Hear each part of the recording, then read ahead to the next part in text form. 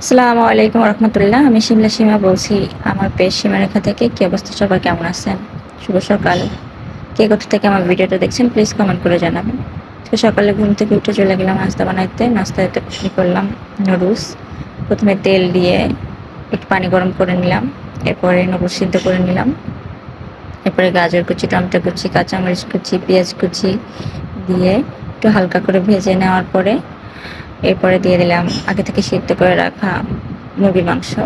এবার ভালো করে সবগুলো মিক্সড করে নিব, এরপর উল্টে পাল্টে ভেজে নিব। এরপর একটু ঢেকে দিয়ে হালকা ভাপায় নিব, সিদ্ধ করে নিব আর কি। এরপরে এক সাইডে এগুলো তুলে রেখে একটা ডিম দিয়ে দিব। ডিমগুলারে সুন্দর করে ভাজি করে এরপরে উল্টে পাল্টে সবগুলোর সাথে একসাথে মিক্স করে নিব। এরপরে আগে থেকে সিদ্ধ করে রাখা নুডলসটা ওটা দিয়ে দিব, সামান্য একটু লবণ দিয়ে।